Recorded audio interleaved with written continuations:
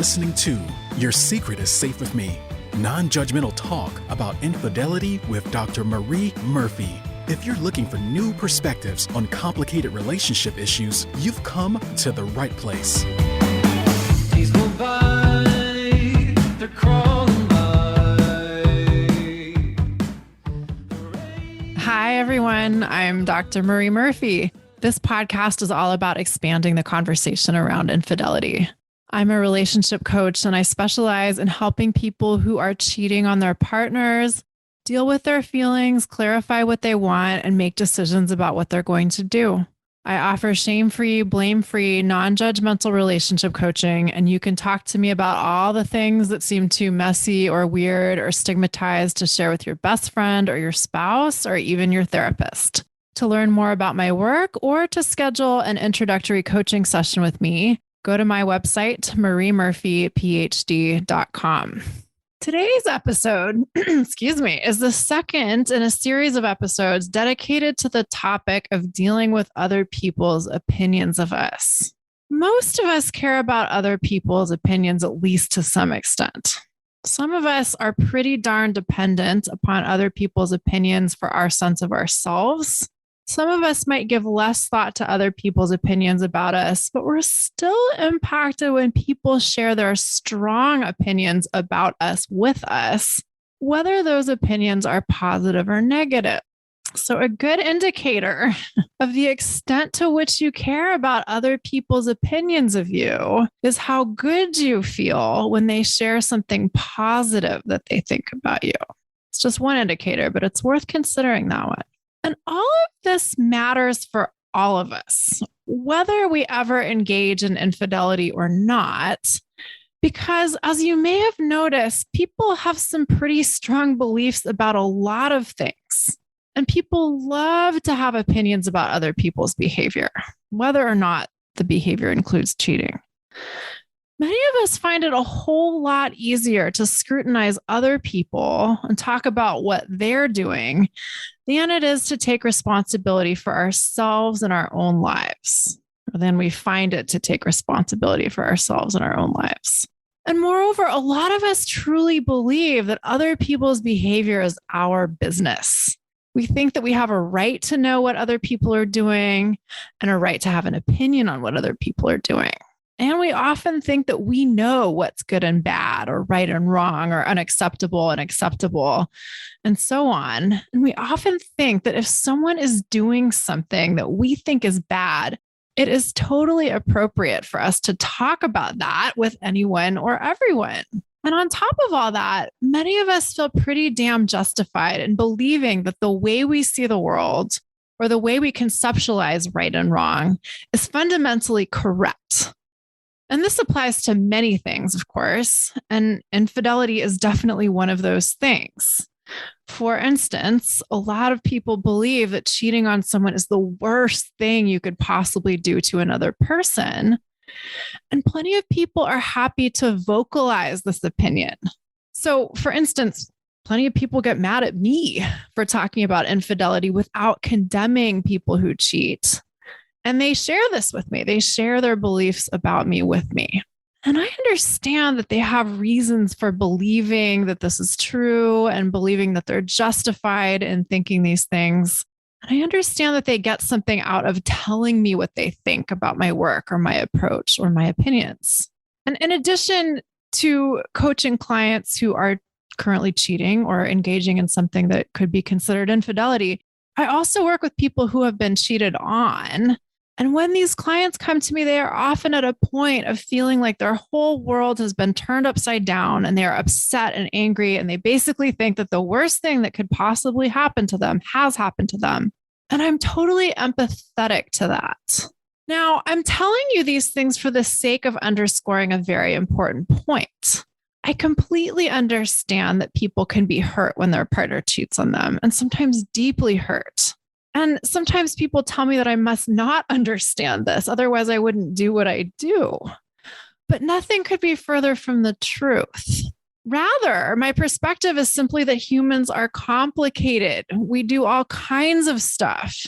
And sometimes we do things that other people don't like, such as cheat on a partner, step outside of a committed relationship, but we can allow for more than one thing to be true at once. The person who gets cheated on may feel hurt, and we consider their pain legitimate without also believing that the person who cheated is a terrible human being or did the worst possible thing anyone could do to another person. We don't have to demonize one party in order to heal the whole situation. And in fact, one of my underlying philosophies is that if we want to heal any situation, we cannot do it by vilifying the aspects of the situation we don't like. But of course, as you're probably well aware, a lot of people really do love to vilify cheaters. It's a common sentiment that's out there. And if you have cheated on your partner, or if you're involved with or have been involved with someone who has been cheating on their partner, and people know about it or find out about it, some people may have opinions about your behavior, and they may share their opinions with you. And some of these opinions may be harsh or critical or judgmental or impolite or just plain horrible. And, I can't argue that this could happen. It's entirely possible that if you've been cheating, people will say things about you. And this is where a lot of my clients get stuck. Folks who are engaging in infidelity, and are, maybe considering leaving their marriage or leaving their primary relationship, are often very concerned about what other people will say about them. They're worried that people will think badly of them for leaving their relationship or for leaving their family. And they're worried that people will think very badly of them if the infidelity part of them leaving their relationship becomes public knowledge. And what I always tell people is, this is a completely reasonable fear. People might indeed think badly of you for ending your marriage or for cheating on your partner. That is a possibility. Again, people think all kinds of things, and some people think these sorts of things about infidelity. And for some people, the fear of this happening, the fear of being on the receiving end of other people's negative opinions stops them in their tracks. They get so freaked out by nightmare scenarios of what people might think if they were to leave their marriage or if they were to tell their partner they've been cheating, that they retreat from allowing themselves to consider what they really want. They're pretty sure that if they were to acknowledge what they really want out of their infidelity situation to themselves, they would have to act on this recognition or this acknowledgement. And if they were to act on it, they're pretty sure that everyone in their lives would hate them and life as they know it would be over. Also, sometimes I'm working with people who've been cheating, whose behavior has become known, and they're in the midst of dealing with other people's opinions about their behavior. They aren't anticipating what people might say. They're dealing with what people actually are saying. And when there's blaming and judging involved, this usually isn't an experience that people find pleasant. And sometimes when people start to hear other people saying pretty horrible things to them, they start to question themselves or beat themselves up, or they try to avoid both of these things or any more of both of these things by doing what other people want them to do so that the criticisms will stop and that they can convince themselves that they've done the right thing because they've done what other people wanted. Now, at this point, I'm going to restate something that I said in the first installment of the series on dealing with other people's opinions. Most of us have been taught, at least to a certain extent, that it is our job to make sure that other people are happy and to make sure that other people are happy with us. So if other people are unhappy with us or share their negative opinions of us with us, we may feel very uncomfortable. We may feel worried or fearful or crippled with anxiety. We may turn self-loathing upon ourselves. And when we don't know how to deal with experiencing feelings like these, the whole experience may seem like a huge emergency that we need to fix.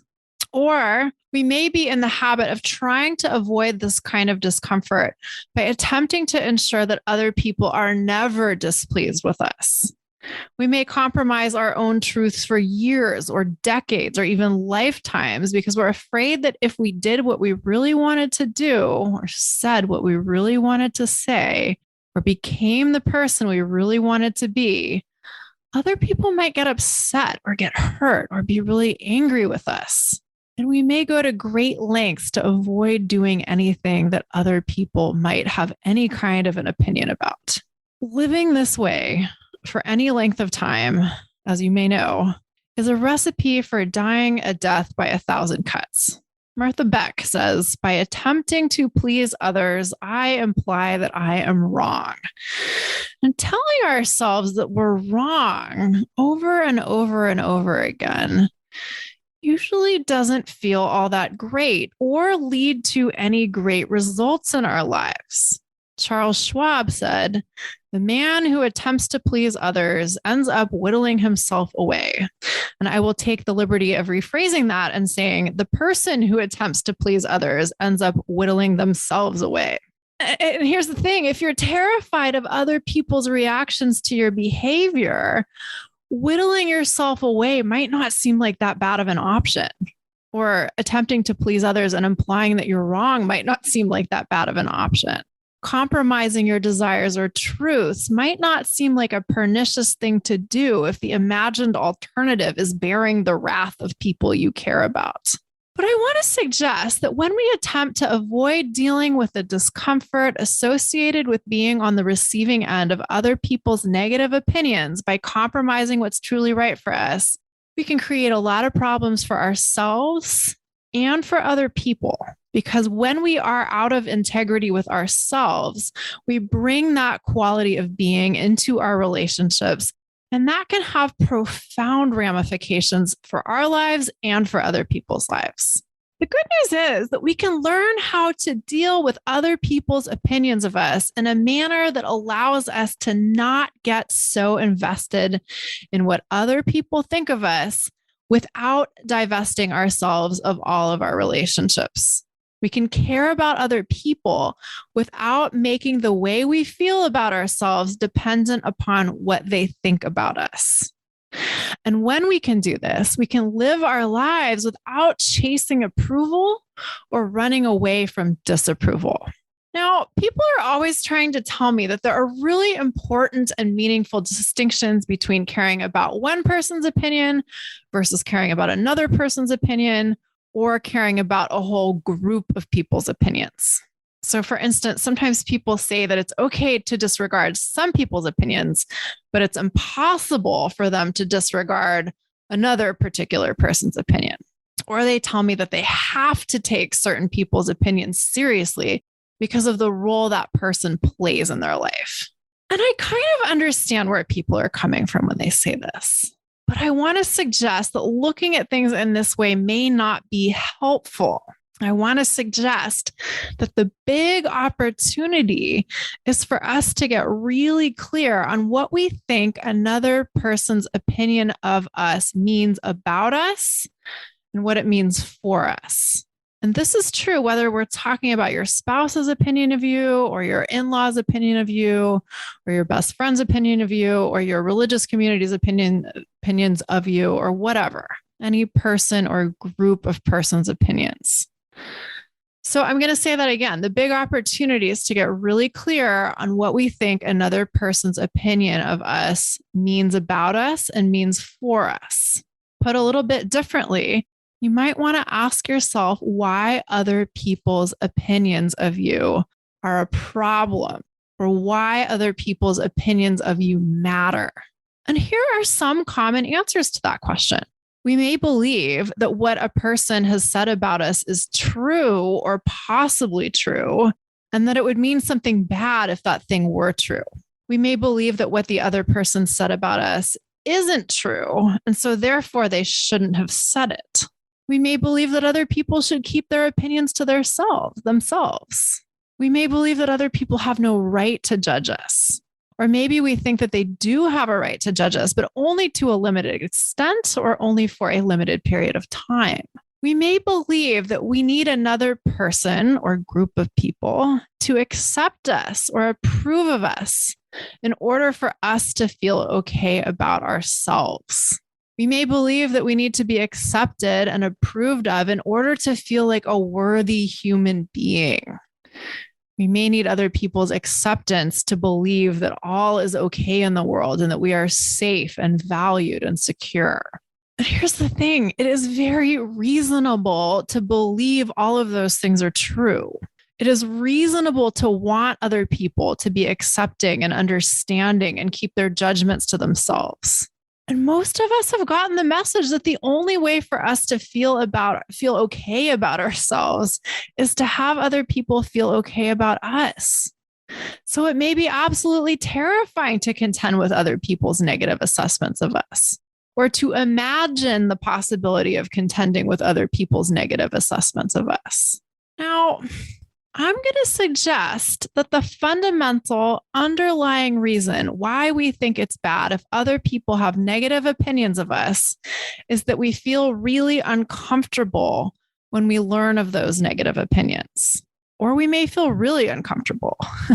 We may feel afraid and anxious and insecure and deficient and rejected and vulnerable and all sorts of other feelings that most of us don't really like to feel.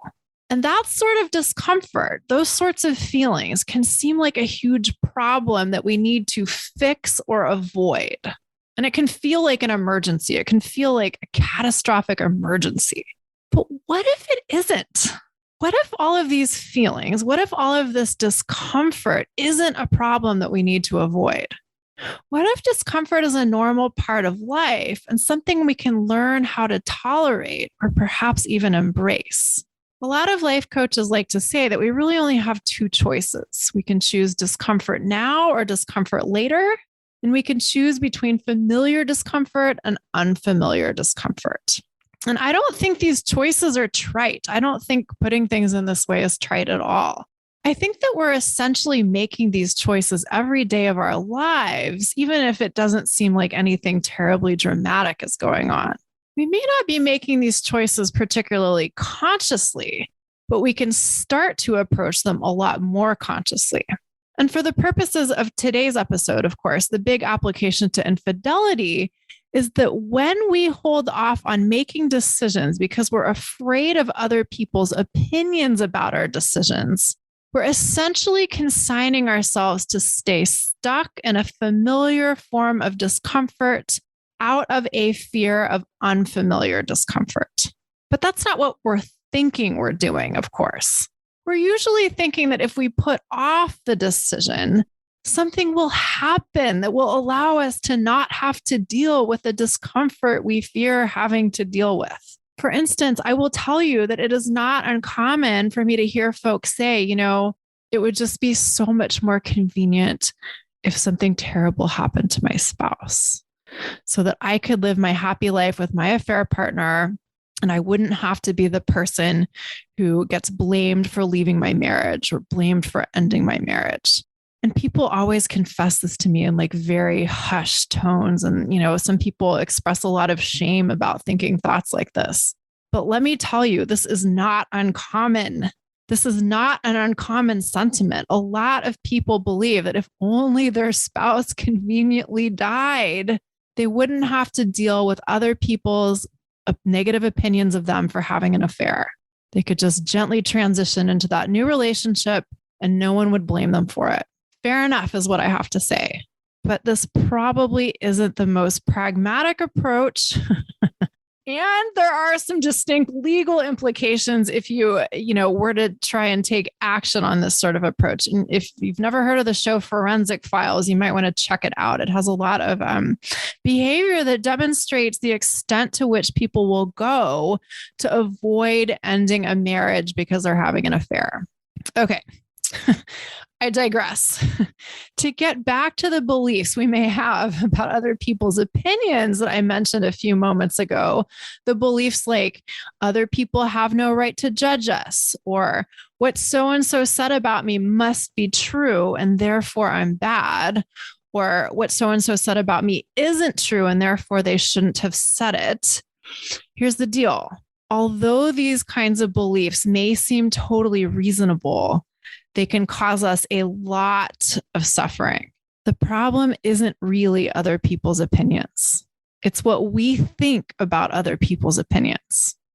For better or for worse or otherwise, people are going to say whatever they're going to say. And we usually think that's a problem. But what if it isn't? What if you get to think whatever you want about their statements or their actions? This means that even if people say horrible things to you, you don't have to believe any of their statements, and you don't have to believe that they have any bearing upon you. And you might be thinking, well, that's easier said than done. And yes, you're absolutely right. Adjusting your relationship to other people's opinions may take some practice, but you might already have had some practice doing this. Has there ever been a time when someone said something to you that you thought was rude or critical, but you didn't care at all? And in fact, you didn't even pay much attention to what they were saying? I'll give you a personal example. When I was in high school and for part of college, I worked in retail. I worked in retail for years, and I was constantly in front of the public. And people would take it upon themselves to comment on my appearance in all sorts of ways that I found rather astonishing, to say the very least. And I really didn't think it was cool that complete strangers thought it was okay for them to offer their commentary on how I looked. But I also didn't give a rat's ass about the specifics of their statements. For instance, I would have people comment on the cut or the color of my hair or the color of my lipstick. And while I wasn't all that excited about their behavior, I couldn't have cared less about the specifics of their opinions. And here's why. I liked my hair. I liked my lipstick. I was so sure of my own assessments of these things that nobody else's opinions mattered to me at all. If somebody said something nice, I was like, thanks, that's great. If somebody said something like shockingly rude and obnoxious, I would be like, okay, thanks, that's great. If we were in some other context and I didn't have a boss standing right next to me, I might cuss you out. But instead, I'm just going to smile and say, thanks for your opinion, and I'm going to get on with my day. And it's not going to change what I think about myself at all. But sometimes we have to work up to this. So an area of my life where I used to completely base my opinions of myself upon other people's assessments is my writing. I have done a lot of writing over the years, and I've enjoyed a lot of it, except for the writing I did while I was in graduate school. There, I was devastated by other people's critiques of my writing. And this was always the case because I wasn't confident in what I had written. I feared that I didn't know what I was doing. I believed that I had tried so hard to produce something acceptable, and I didn't know how to do any better. Those beliefs alone felt terrible to think. And then when other people would critique my work, their judgments would confirm my worst fears about myself and my writing and my capabilities. And all of that was awful, awful, awful. But then as the years went by and I got more practiced in academic writing and more sure of myself, and I believed that I knew what I was doing, everything changed. When I would present writing for feedback, I always believed that my piece of writing was cogent enough and developed enough because I had put in the work to get it there.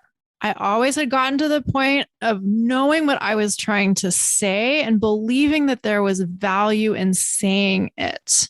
It took time for me to cultivate the writing practices that I did, and it took time for me to cultivate these beliefs about my work. But when I did, other people's critical feedback wasn't as devastating anymore. I was able to recognize that feedback represented a select opinion or a set of opinions. And I believe that I got to decide whether I considered the feedback useful to me or relevant to me, but not all that useful, or even completely irrelevant to me. I got to make that decision for myself. Most of all, I no longer believe that feedback on writing, even writing I'd worked really hard on, was a referendum on me and my worth and who I was and what I had to offer and all that kind of stuff. Okay. So where does that leave us? Where does that leave you in your infidelity situation and people's opinions of it? Well, I want to suggest that the big opportunity in any situation in life when we're concerned about other people's opinions is to get really, really clear on what we think about ourselves and ourselves in that particular situation. We usually desire other people's approval and fear other people's disapproval when we're uncertain about ourselves, when we don't know what we think about ourselves. And by the way, being uncertain about ourselves or not knowing what to think about ourselves or a particular aspect of our behavior does not mean there is anything wrong with us. Wanting approval and fearing disapproval is very common and totally human. So if you've had those kinds of experiences, or that's where you are right now, you're in good company. And the best part is we don't have to continue to chase approval from others. We don't have to continue to live in constant fear of other people's disapproval. We can learn how to approve of ourselves so that we aren't dependent on others for feeling okay about ourselves or feeling good about ourselves or feeling safe or welcome or accepted in the world. And this is a process, but here's how we can begin to do this. And we always have to start at the beginning. Begin by asking yourself what you want to believe is true about yourself. And you can do this in the general or the specific sense. This can be about yourself as a human, as a total human, or about yourself in any specific aspect of your life or in any specific situation. What would you need to believe is true about yourself in order to feel okay? What would you need to believe is true about yourself in order to feel okay about yourself, no matter what anybody else says or does? What would you need to believe is true about yourself to feel okay, even if other people tell you that they think you are bad or that you've done something bad or otherwise judge you vocally? Now, if those questions prove difficult to answer, try asking yourself this. What do I want other people to believe about me? Or what do I want other people to know about me or appreciate about me in my situation or understand about me in my situation? If there's something that you want other people to understand or appreciate or respect, you always have the option of understanding it for yourself and respecting yourself. If there's something you want other people to grasp or get about you and your situation, you can always appreciate it for yourself. You can always grasp the nuances for yourself. If you are used to seeking approval from others, consciously or otherwise, this might sound like a pretty strange proposition. It might not even sound like something that's possible. But I promise you that it's possible. And the best way to begin to discover this is to simply begin to explore it for yourself. Can you like yourself so much that you enjoy yourself and like yourself, even if other people say they don't like you? Can you understand yourself so much that you can understand yourself completely, even if other people don't understand you at all? Can you have compassion and empathy for yourself, even when other people don't seem to be extending any of that to you? Here's the deal. You get to decide what you are going to believe is true about yourself, no matter what. Some of us do this already, or do it to an extent in certain areas of our lives, but not in other areas of our lives. But many of us have to actively learn how to cultivate our own opinions of ourselves and prioritize our own opinions of ourselves over other people's opinions of us. This is something I sure had to learn. I don't think I was probably in my late 30s before I even knew this was a possibility. And cultivating this kind of relationship with myself was something I learned how to do through receiving life coaching and being trained to be a coach. And it's probably the best thing I've ever learned how to do in my entire life. It's certainly been one of the most helpful things I've ever learned. Learning this required a willingness on my part to believe that I wasn't dependent on other people to feel good about myself and a willingness to think differently about myself and a willingness to think differently about other people and what their thoughts and opinions meant for me. And it's the best. And this is something I help my clients do too. And they find it just as life-changing as I did. So if you would like my help with that, or my help with any infidelity-related challenges in your relationships, head on over to my website and schedule an introductory coaching session with me today. My website is mariemurphyphd.com. All right, everyone. Thank you so much for listening. If you have enjoyed what you've heard, I hope you'll head on over to iTunes to rate and review the show. Have a fantastic week. Bye for now. Thanks for listening to Your Secret is Safe with Me with Dr. Marie Murphy. Make sure to click subscribe to get updates on our latest episodes.